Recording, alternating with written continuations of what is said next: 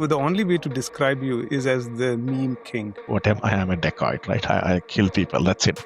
There's like nothing as clear and concise as that. I want to go through your top 10 memes of all time. The reason I joined Palo Alto Networks was basically I was following these companies in cybersecurity. I would choose like my best company, my like a wish list among every category. And Nikesh should just go buy that company. The pure AI, a lot of them right now are just reselling tokens, right? And they're growing very fast, like 3x, 4x, 10x, 20x, right? Like just reselling tokens for a loss. I think they do have to figure out a path to AI. If they can't figure out a path to AI, I think it's not going to be interesting at all. That reminds me of a funny comment from Jensen Huang, who said, there is a possibility that most enterprise companies become resellers of Claude tokens. That's why I posted that meme is like, I think CyberArk actually really sold it very cheaply. I think it's like the greatest title hack of the year. You add forward deployed to your title and immediately you become like this AI god who can transform things. Right, if you look at the vulnerability scanners, they were just correlating like an asset to a CV, right? Those things are just not going to cut it at all. There's a gang war going on within AI security itself. People are just fighting with each other. Do you think we are in an AI bubble? There are a lot of good companies that are out there, especially in cybersecurity, but they don't get the same love from Wall Street. Mama took office, he went and shook hands, and like this is what he did actually. So it's a very epic meme. What's the next big meme you're working on?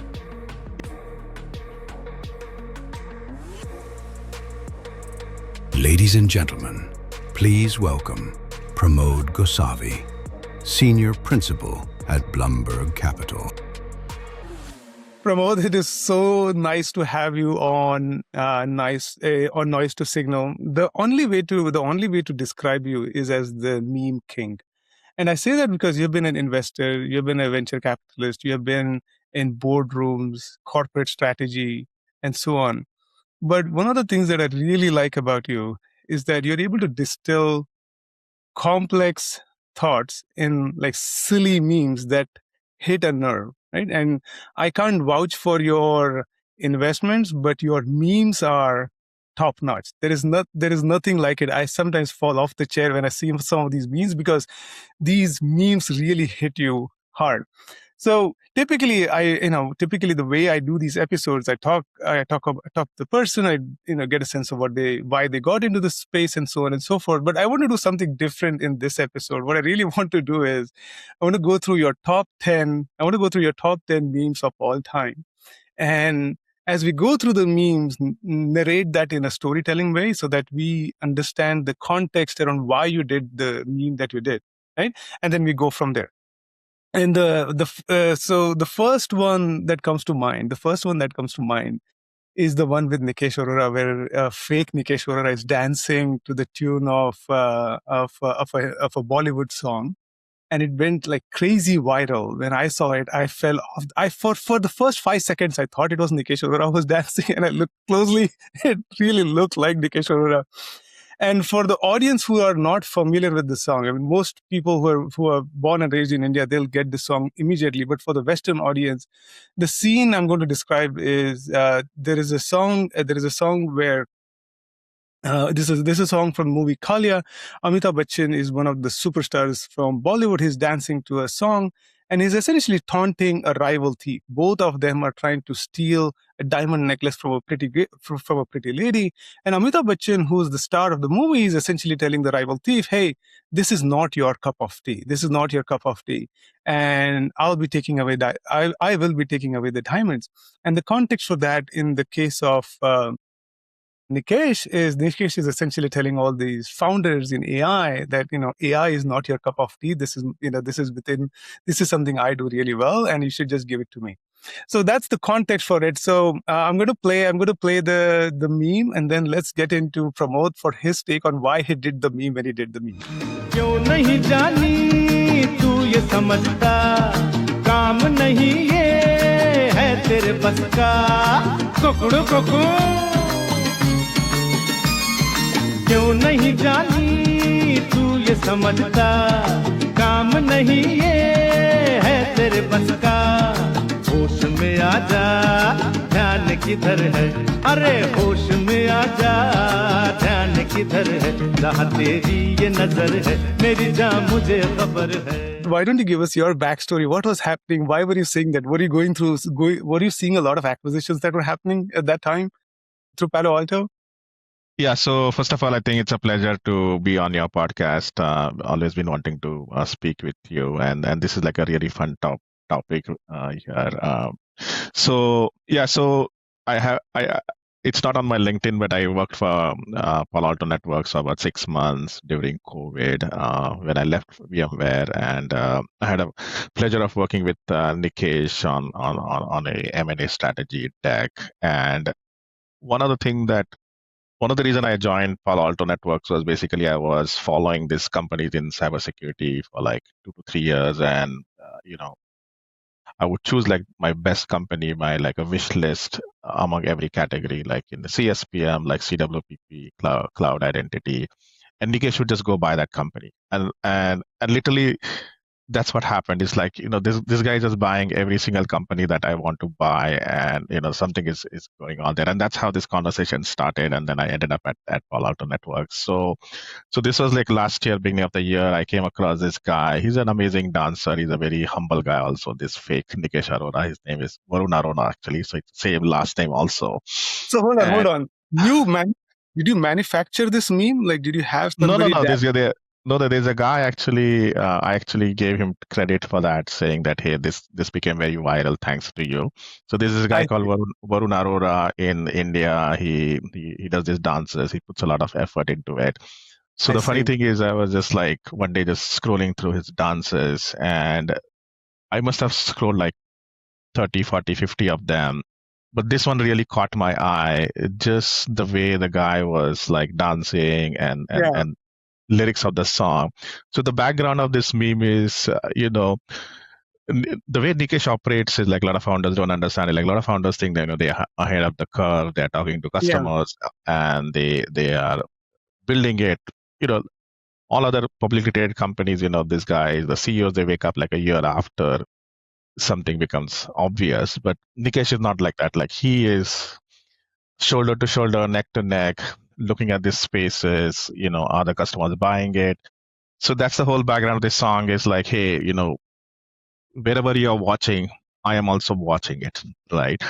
And he keeps saying that, hey, look, you better sell your company to me because, if you don't sell the company to me, I'm going to have it one way or the other because I'm right there and I'm best positioned to actually win that market.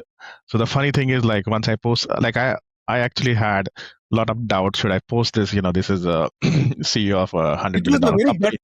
It's a very gutsy move. It's a very gutsy move on your behalf because I didn't know you knew Nikesh. It looks like you didn't. You just thought about, you saw the song, you posted it out there, and it went out. Like, so it's very gutsy. I tagged him, and I thought, I'm going to get canceled and like whacked and everything. But surprisingly, he reposted it.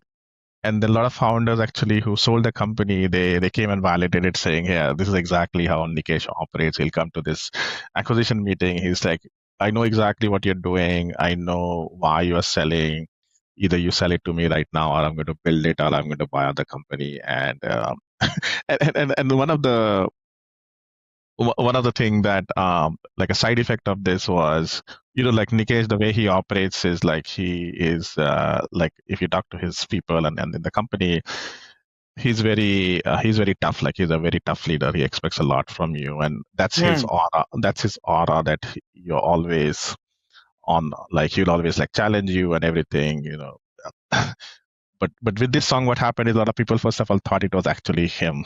so there's a bunch of people actually thought it was actually him, and it actually brought up some vulnerability about him. Like like I feel like it helped him a lot because he himself couldn't post something like this because his aura is so much. When I posted it, he reposted it to show his I guess you humanize other side. I think there is this other side of him actually that people don't see.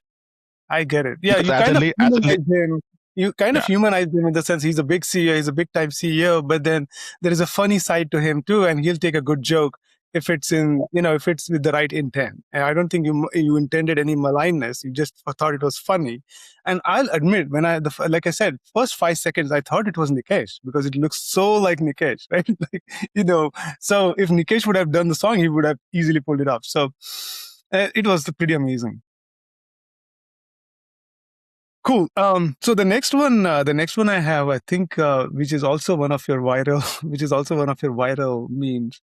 And this was the time around when I think there were these $100 million AI talent wars that were going on. Facebook was going in, and it was trying to get the people from I think, what is it, the Think Labs or Think Lab thinking machines, said he was trying to get them for $100 million or $1 billion and whatnot. And then you made this funny tweet that you were in a meeting with somebody and you mentioned AI, and then you have Mark Zuckerberg watching in on you. So curious to get your thoughts on that too.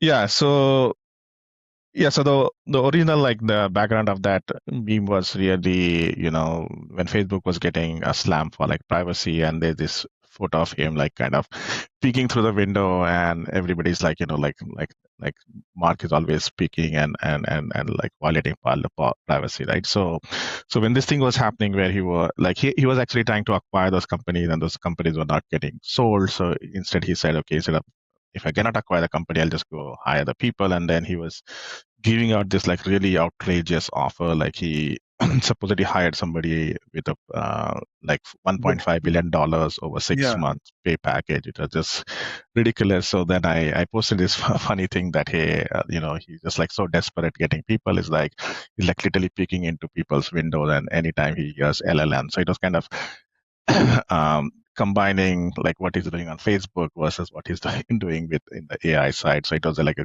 very good bridge, saying that he's like he's like actively trying to like hire people. I'm curious what your thoughts are, or there was a lot of debate around.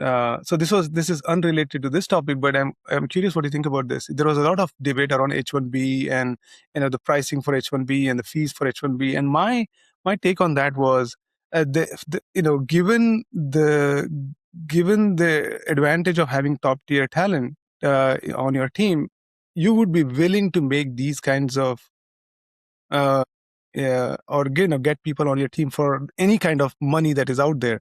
And my take on that was, this is essentially going to benefit the AI native companies or the US based companies at the expense of the world, because all the top tier talent would be willing to come and work for these frontier models and companies, and the companies would benefit from it, even though H-1B was looking maligned in that context. Do you have any thoughts on that, or is that irrelevant for this topic? It's relevant actually. Like, we see that in like that's one of the thing, I've been working with founders, is like, in the age of AI, I think having that top tier talent, that 10x talent actually makes a lot of difference. So somebody said this really well during RSA, and I think it was this Kevin Mandia. He was saying that in the age of AI, you bring in a 10x AI person, it amplifies everything. You bring a mediocre person, it amplifies that mediocrity also, right? So you bring in a really smart product person, engineer person who just like uses a lot of AI, and everything finally will be fine. You bring in somebody who is not AI forward, and that's the kind of culture and that's the kind of efficiency you're going to get. And the thing is, if you're genuinely in the pre-AI world, if you were a 10x engineer, the AI tools could make you actually a 100x engineer, because your productivity with the agents and all the tooling that is available can actually be a really a winning strategy for you. So that meme makes a lot of sense.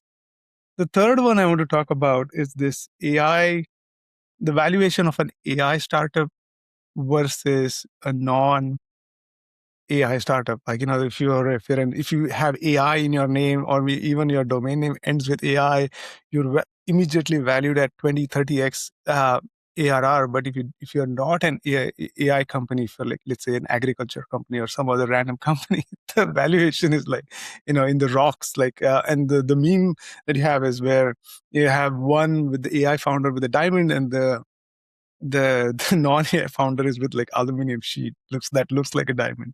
So I'd love to get your thoughts on that too.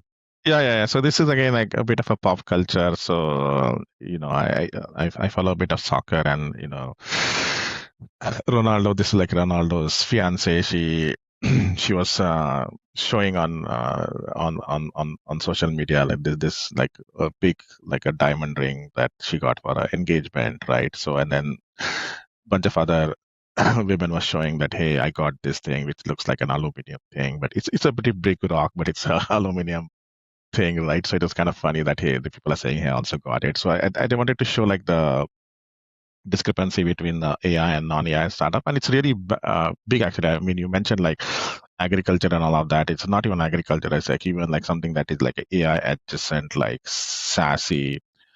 And I so we have a bunch of them in our portfolio, and a lot of them are actually well positioned for AI, but they're still not getting the same like love.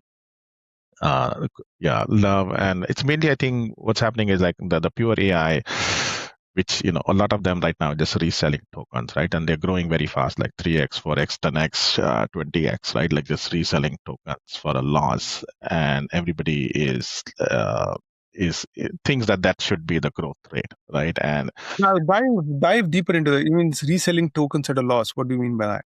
yeah, so if you look at like some of the fastest growing company like Cursor, right? Like it's like the gross margin is like minus 23%. And like if you look at like most of the high growers right now are really reselling tokens, like even like if you look at Claude Code, that also is like selling token at a loss, because if you take a $200 per seat, they give you up to $2,000 of credits for that, right? So they themselves are selling it for the loss, right? So what's happening right now is like all of these LLM labs. I mean, they can do it because for them they have to really amortize this, so they can really sell it at a cost, right? But these other independent companies, they're just wrapping it around. They have this very lightweight harness, and some of them are like going with like forward deployed and everything. So I mean, I think I have a different thesis about it. I think if you're doing that, and if you get to a scale like a Cursor, I think you can still exit. You're building a lot of value and brand. But if you can't get to that scale, I think it's going to be very difficult to sell. For what I'm saying, like there's going to be only 2 or 3 foundation labs, and there's only 2 or 3 slots for them to buy, and a lot of them will not buy. They will want to build it themselves. Then where does this exit, right? So you look at Cursor, right? Like OpenAI doesn't want to buy it. Anthropic doesn't want to buy it. So now they have partnered with XAI, which is like a third tier firm, right? But still, since they have that much traction, there's still some value out there in terms of the customer base and the brand. And then what do you think happens to the non-AI startups, the SaaSes? I mean, what's their path to getting the valuation, or do you think there's no path for them? I think they do have to figure out a path to AI. If they can't figure out a path to AI, I think I think it's not going to be interesting at all, because I think right now they're just like a wave right now, when everybody just wants like pure AI assets. Like, but even if I look fast forward like 2 to 3 years from now, people will want some kind of an AI in that. So having just like a SaaS thing, like a very deterministic logic, is not going to work. Interesting. And then when you say pure AI, you only count the frontier models as pure AI. You don't count the companies that are using these frontier models to build the product as pure AI from your No, point of view. No, that is also pure AI, but pure AI is like, the companies like, I would say like Sierra, right? So Sierra is a customer success company. It's a pure AI. Glean, on the other hand, is also not a pure AI. It's basically, it's more of a search company, and they use AI. I mean, like they existed even before LLMs. So think of company that cannot exist without LLMs. Like Cursor will not exist without LLMs. Sierra would not exist. Harvey couldn't exist without LLMs, right? So to me, the pure AI companies is like you just cannot exist without LLMs. And do you think like these companies, then the eventual exit is to sell to these foundation labs, the top 3 foundation labs, and they don't have a path to basically become an independent or stay an independent company for a long period of time?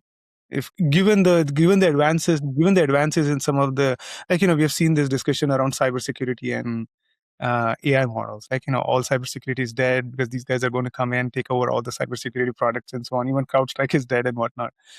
So do you think like that's where it is going? Where that's where it's headed, where these frontier models get so good at such an exponential rate, these companies, if they don't sell into these companies, they're essentially toast? No, they can build it. I think Cursor. There was a talk about Cursor building their own model, right? So Right. the I think the thing that so even Cursor, I think I saw a few blogs, and even it was one of the A16Z blog, right? So they themselves say that the wrapper that they have is actually very thin.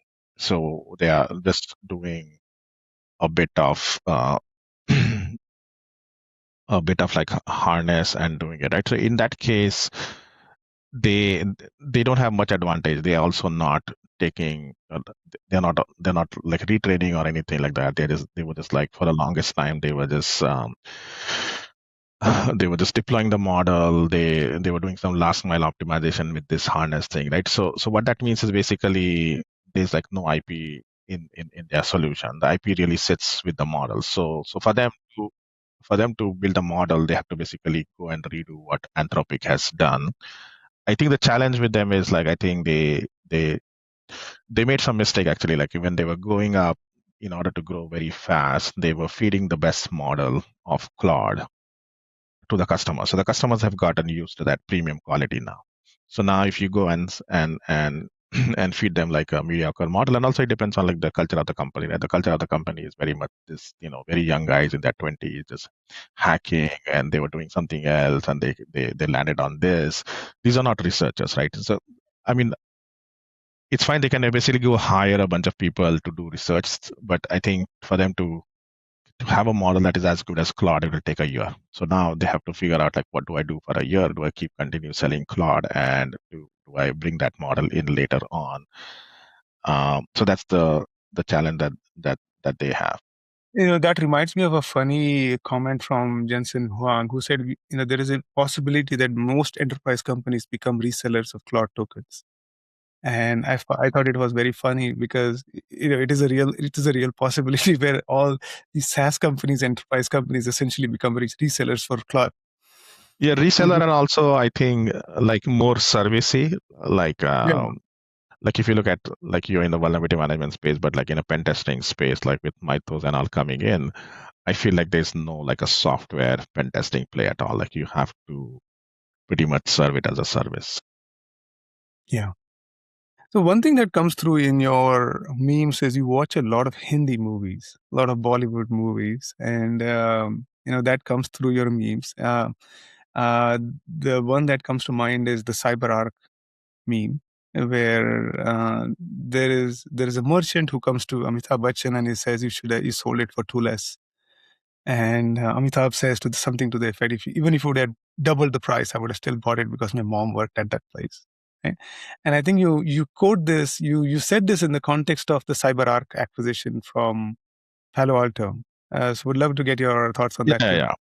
Yeah. Just on the movie side, a lot of times on a Sunday evening night, you just want to kind of relax, and I watch a lot of this like old movies that it's like a no brainer. You just like watch them, and it's good entertainment, right? So one day I was watching this movie Trishul, right? So this thing came about, and I mean that's like an amazing scene and amazing dialogue the way it is done, right? It's like one of the Iconic. good It's one of the iconic iconic, ones. Yeah. iconic ones at all time, right? And then I was actually also I've been working on this book on the side actually, like it's about like how to build platforms and everything. And then as I was like, I've been thinking about like why would Palo Alto go and buy CyberArk, right? So one of the reason is like they want to get into that identity vertical. They have network endpoint, they have SOC, and then identity is something that is missing. And then the whole thing was like, hey, should they buy like a pure play player, like a smaller player? Should they buy a governance player like a SailPoint? Should they buy like a authentication like a ping identity, or should they buy something else? But then, or like a PAM player, also like a smaller PAM player, like a strong DM. And the more I thought about it, is like, look, the it's already consolidating. Like this thing is becoming a platform. So for them to basically to become like a big player in identity, they need the whole platform. They need like all of the legs, because if they, like, Okta itself is not able to compete with Microsoft on that authentication, right? But CyberArk is able to compete on a PAM side, right? So they needed like a strong platform play. And if you look at it, like, that was the only asset that was available.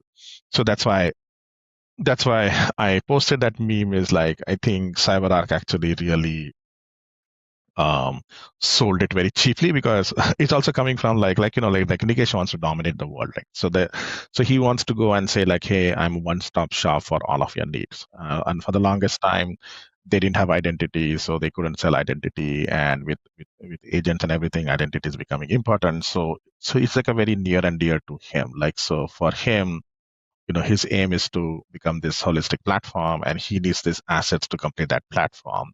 So I felt like, he would be ready to pay like any amount of premium, and that's why I posted that. And and that also, like, Went I think viral. yeah. And I'm curious what happens to the identity space now that CyberArk is part of Palo Alto. In my sense, it severely disadvantages the other players in this space. What do you think is the outcome of that deal with Yeah, I CyberArk? think at least on the PAM side, it really disadvantaged like smaller players, like you saw strong DM selling itself, right? So PAM used to be like a best of breed play, where people would, that's like security thing, and people would go buy a good asset, right? So, and it was also very fragmented space. But now with Palo coming in, I mean, like, anybody who needs a PAM is going to sell them a PAM, right? So for smaller players, it's going to be very, very difficult in that.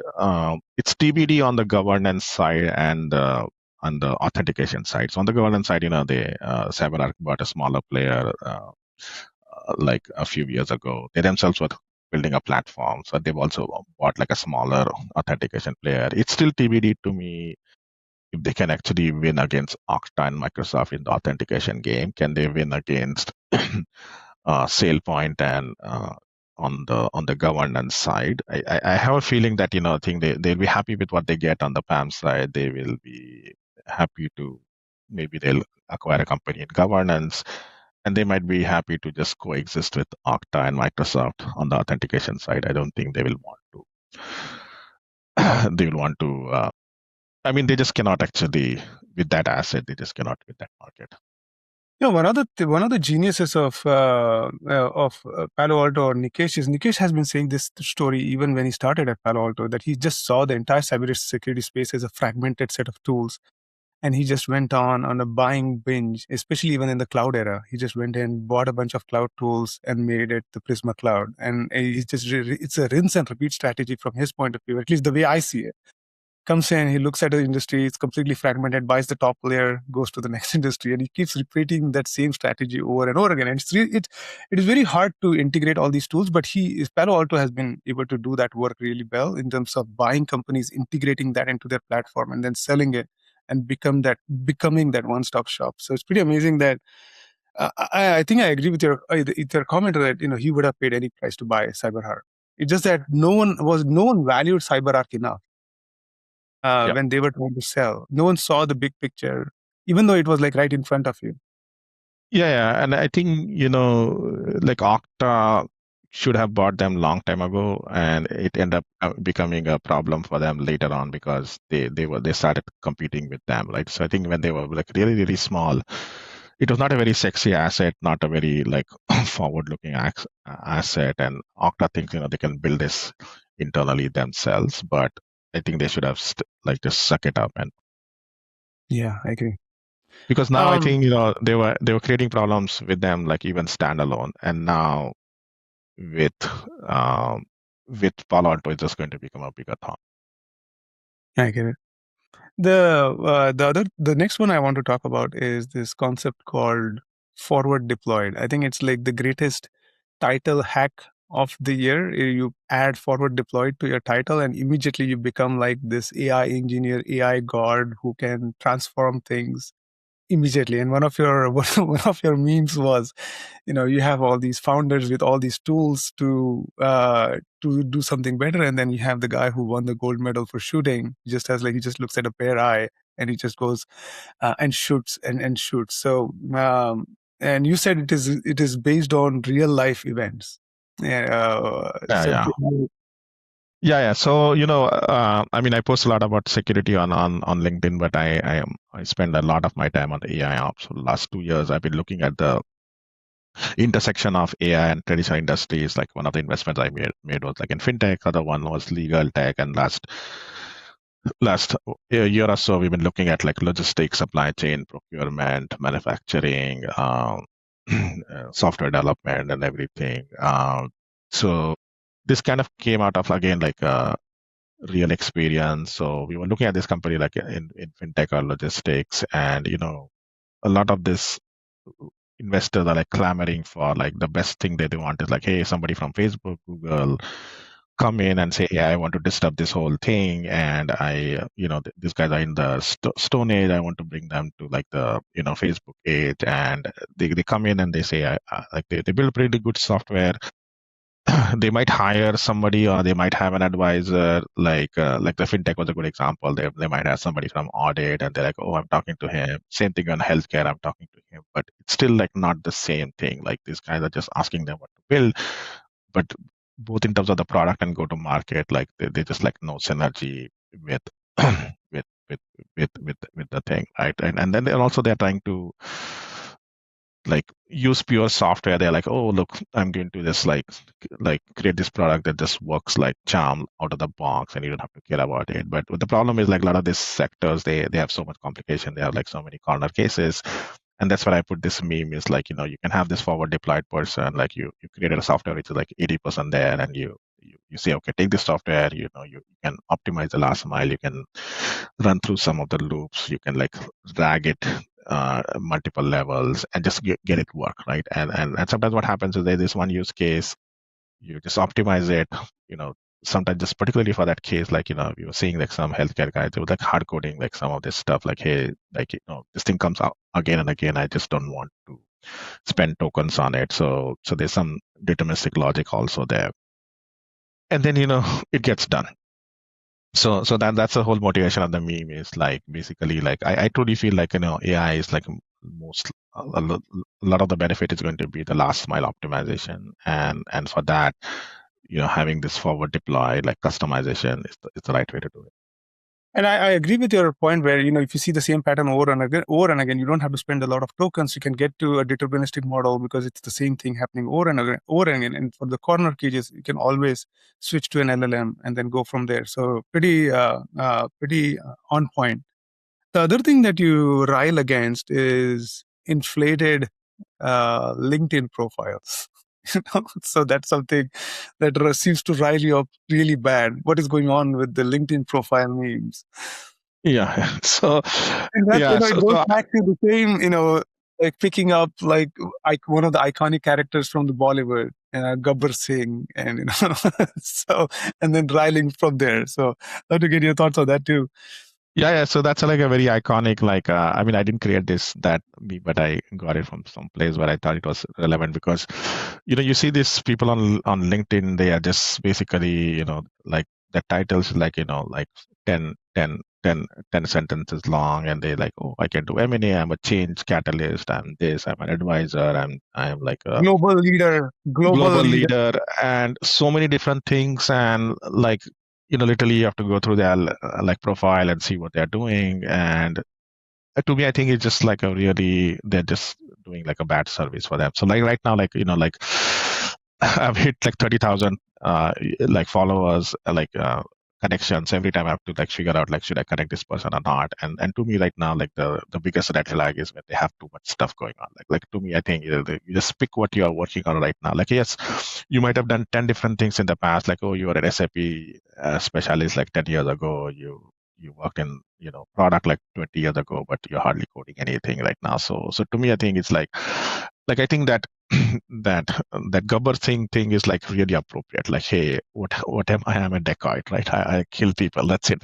There's like nothing like as clear and concise as that. So it's literally, I think a lot of times I meet these people and I literally ask them like, okay, what is it that you do on a day-to-day basis? Like to forget these titles, forget this, like what is it you do on a day-to-day basis? And I feel like people should just like put it out there, like what they're doing. I get it. And the next one is very near and dear to my heart. This was the meme, and I think this is something that you created. I don't think this existed before. This is genuinely something that you made out of thin air.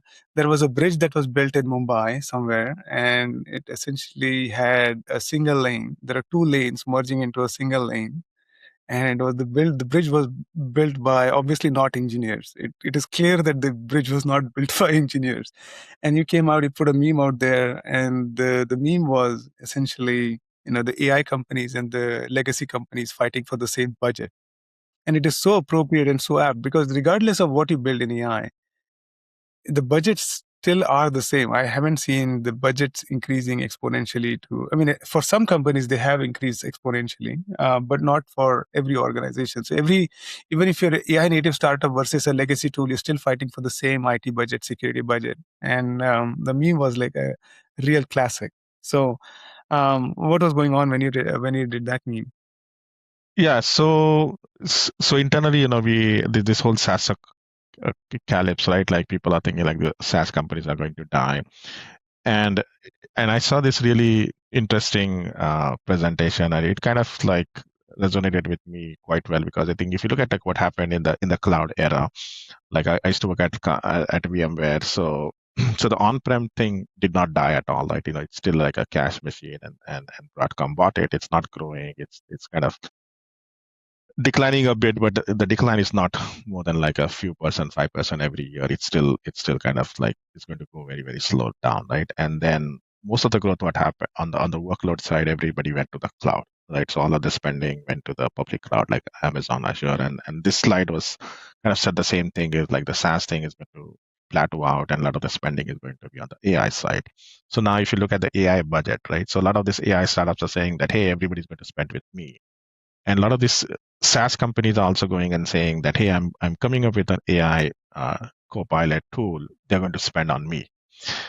It's the same budget, right? And that's why that bridge says is like, hey, like both these parties are building AI apps, and both of them are going to go after the same budget, and you're going to see this traffic jam where they are competing with each other, and there'll be some consolidation, some companies going to die, right? And that's a reality right now. Is like, and that's one other thing. I think one of the nuance there was really, you need to be like in a really strong competitive situation to get your budget. Like if you're doing something like a Copilot on top of a SaaS or something, you're not going to survive. What do you, especially for cybersecurity companies, the ones that are in the SaaS side of things, do you think a new generation of software come through that is AI native, or do you think the existing legacy companies will figure out a way to survive into the next wave? Some of them will do. I think you have to look at from like a unit of work, right? Like, hey, I'm doing some work, right? So if I'm doing some work primarily on top of a SaaS, right? Like a Salesforce, like sales is a good example. Like if I'm just like doing sales operations or revenue operations, all I'm doing is I'm just working on Salesforce, right? So that is something they can just replace it by bringing AI, and someone else cannot win it, right? So anytime I think it is there's some workflow knowledge that comes up on the other side, and I can, and then also when it traverses other systems, like even like system of engagement right now, like emails and like Slack and other things. Like anytime you're doing some work, including other things, like a real workflow, that's where I don't think they'll do a better job, and they'll still go and say, hey, I can do everything. Like like ServiceNow has this studio. They're like, okay, look, bring in anything that you want, email, Slack, everything, and you can create. Same thing with Salesforce. Also, they do that, and I think to some degree, I think they will be successful in in saying that, hey, if you're just trying to automate between your email and Salesforce, okay, we'll do it for you, right? So I think anything that is like shallow and 1 or 2 degrees, I think they'll be able to do it. I think where startups can add a value is when there is a lot of complicated things done at a higher level. Like for example, I was looking at this company that does like it's just a very simple thing. They just create a code for a industrial device, right? And the customer comes and says, "Hey, I want this circuit breaker. Give me a." It's just very difficult to just go and just do like a query on an ERP. Like you have to look at what the customer has bought before, like what how much does he spend, like what is his history, and even the request is like very simple. Like you have to translate that into a real like a product spec, and then you have to eventually give like a proper code, like a document, right? Yes, the ERP can do it, but it's just too much for them to go and like create this flow for each and every customer, right? So I feel like in that case, the ERP could stay like a dumb system of record, and you could have a tool like a best of breed tool that operates on top of it. No, my question was more towards like cybersecurity solutions, the defensive cybersecurity solutions. You have all these different silos. You have a VM players, you have pen testing tools, you have unified view, the CTEM tools. But these are all, most of these tools are like all pre-AI, right? So but the question I have for you is, do you think a new wave of tools get developed that completely reimagine how defensive cybersecurity solutions are built, or do you think the existing players will figure out a way to transition into the new world?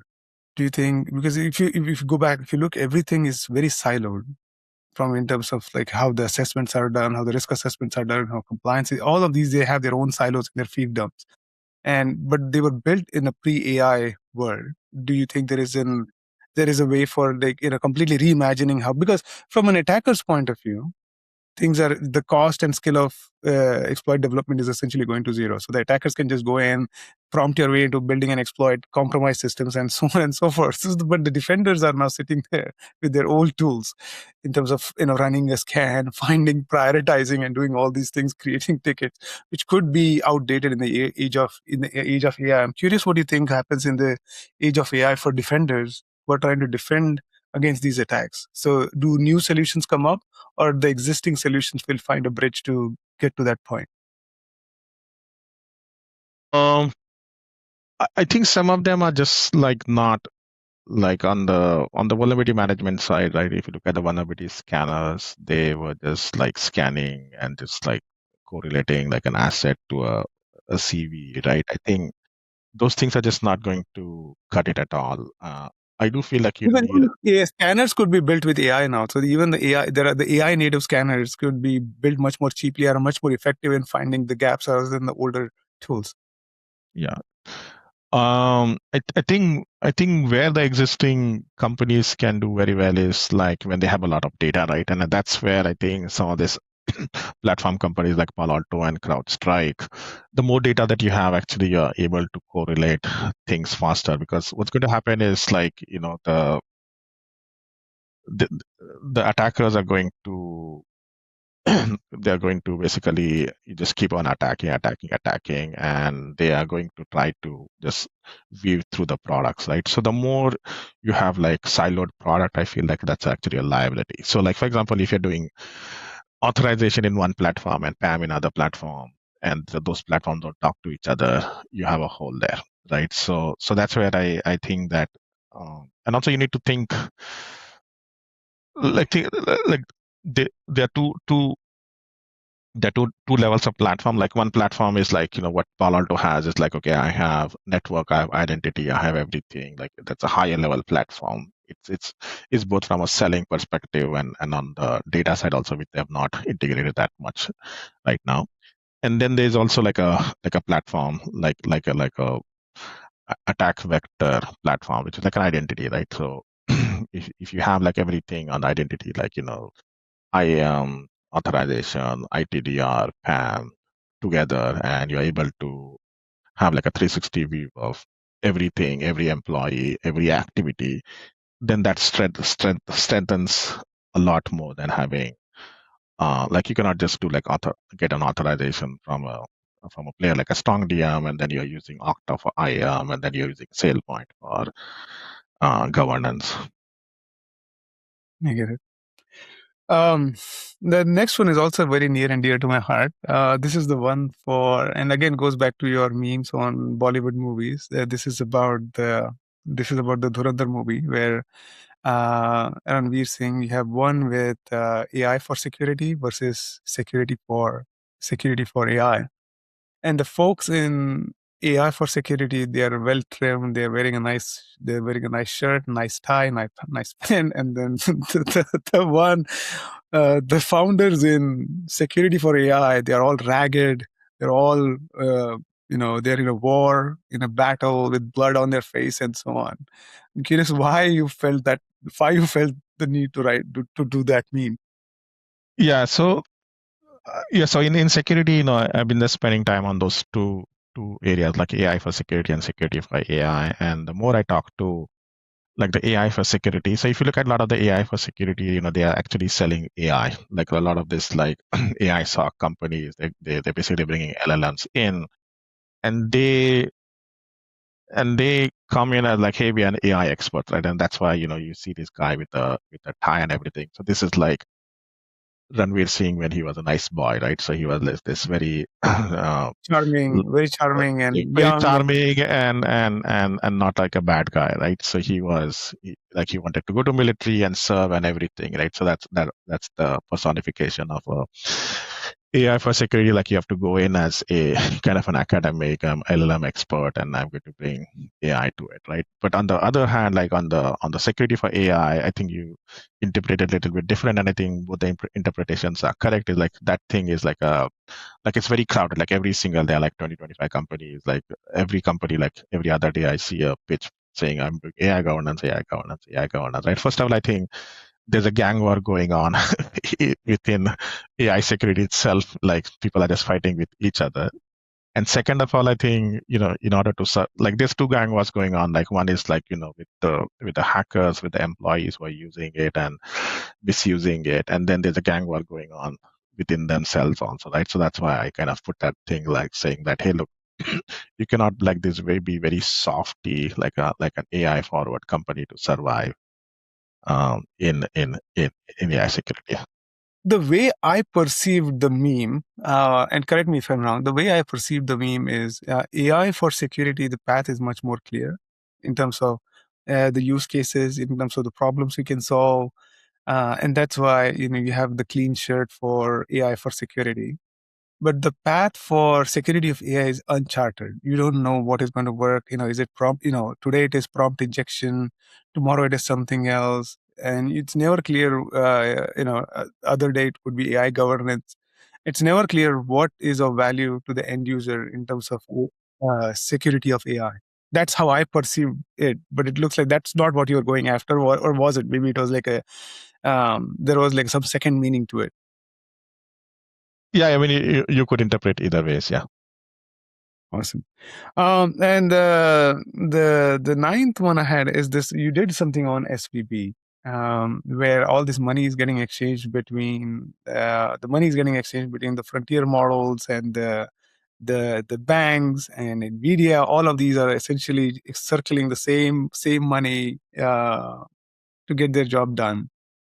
It was done in the context of SVB, but I think it is still relevant in the context of what we see today with what is happening with OpenAI, what is happening with, Nvidia investing in OpenAI, and then Anthropic investing in Nvidia, and then Grok giving the money, giving the compute to Anthropic. All of it's the same money that is just rotating in that, Mag 7, Mag 8 ecosystem. And I'm curious, what do you think of that?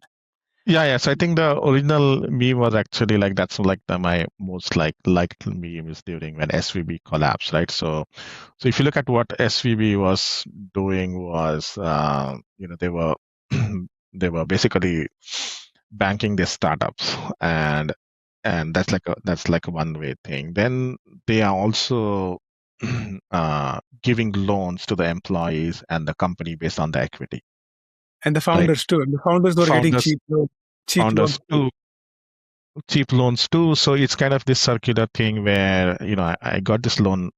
It was also even like not just like loans are like different level loans, like all the way from like so you can just go and say I have so much equity in this company, and I want to buy like a $2 million house in Palo Alto, and they'll give you that thing.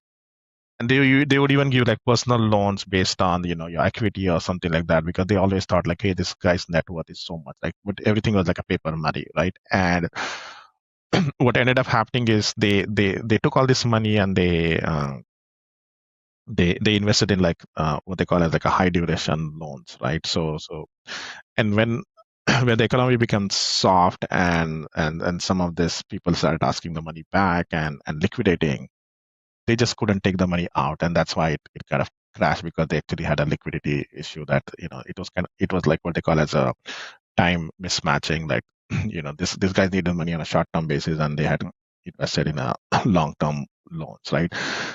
You see something similar happening you see that in some of the companies, like where there's really conflict of interest, where like Nvidia wants they actually want a fragmentation of models, right? So having two companies like OpenAI and Anthropic is not good, because they eventually can go build their own hardware and then they can displace, right? So they Nvidia keeps on investing in this like RL and like open source LLM models. You can see like fundamentally there's like no path to them for success at all on a standalone basis, because they don't have And, a killer app. and they do that at the infrastructure layer as well. They invest in CoreWeave, and they're essentially trying to make sure that AWS and Microsoft don't become so big of a customer that they can dictate terms Exactly. to them. So they go in and they invest in CoreWeave, and all the Yeah. smaller infrastructure players. They go and support Elon. Hey, Elon, we want you to build a data center with Nvidia. So they're trying to basically make sure that they are not beholden to some of these companies, and they can still continue to have their 80% or 70% margins on these chips. Yeah. Yeah, so you see a lot of that. They're investing like 100, $200 million, and that money comes back to Nvidia. So guess what? This company they spend on, right? They will basically spend on GPU. So that money comes back to Nvidia, and so there's just like a very much of a circular loop going on, where Nvidia sales go up, and they're generating this cash. They invest in the startup, and then the startup spend money again. And literally, some of this is like forced money, because if you go and like value this company, like saying, hey, do you actually have a business model, and you say you don't have a business model, I'm not going to fund you, they're not going to buy Nvidia chips. But Nvidia is just throwing all the caution, saying that, hey, look, as long as this guy's like the money comes back to me and my valuation goes up, I'm fine. I want to ask this jaded question. Do you think we are in an AI bubble? um it's kind of a very different bubble, I think. The more I think about it, like, people keep comparing with like the dot-com boom, right? Yeah. So one of the problem with the dot-com boom was like it just took time for the companies, like the infrastructure was there, but there was like these pet shops and everything, but like people are not ready to buy online. The infrastructure was not there, right? So so that was the problem there. And now I feel like we have a reverse problem, which is like if you take an example of Mythos, right? Like a Mythos is available now, companies have to go clean up all their vulnerabilities.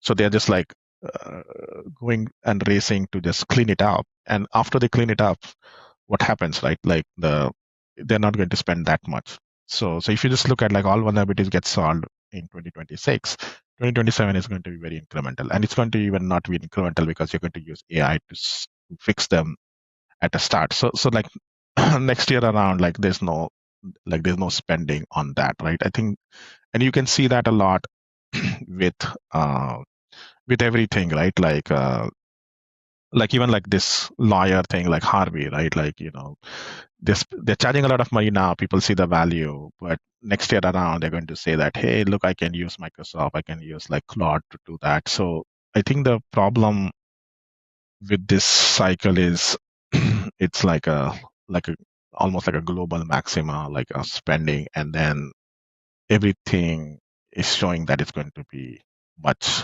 smaller in the future. But in the .com, it was the other way around. It was like long term, it was better, but in in AI, the long term actually is worse than right now. Do you think the value then, if that is the situation, do you think then the value essentially concentrates into the top 10, top 7 model infrastructure companies, and because they can serve all these needs and the smaller companies will die on the vine? If you're saying because all these products and all these models can do it, I can do it in Microsoft, I can do it in Claude, I don't need Harvey. Do you Yeah, think that it's a then kind of validates into the top 10, top 15 companies? And is that one of the reasons why there is insane amount of funding? $1 trillion valuation. I just read Anthropic had a $1.2 trillion valuation today or yesterday, and it was $600 billion last 3-4 months ago.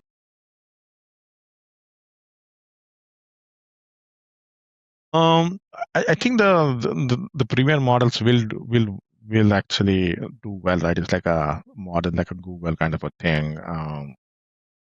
But one of the things that I keep debating is, will they be focused mainly on like high-end use cases, right? Like, coding is like a high-end use case, or can they also do like this Copilot app or like a small workflow, right? Like, would you want to spend like an expensive token for that? Like somebody said this really well. It's like the token cost is different for different use cases, right? So it's the same token from Claude. You can actually like resell that token actually for a profit because the Higher value. use case is higher. But if the use case is not higher, you'll actually sell it at a loss.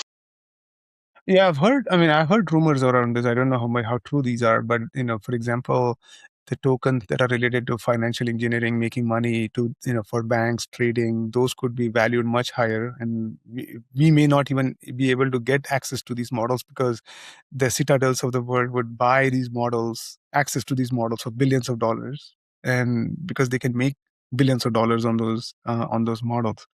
So it's a wait and see. Let's see how this things pans out in the future. The last one I want to cover, and I don't know if you've had like personal experience with this, but I've definitely perceived this. There are a lot of good companies that are out there, especially in cybersecurity. There are a lot of good companies, but they don't get the same love from Wall Street. And then there are some companies that are very good at the marketing side or the analyst relations side or some other angle aspect of it, and they get all the love. They get all the love, all the praise.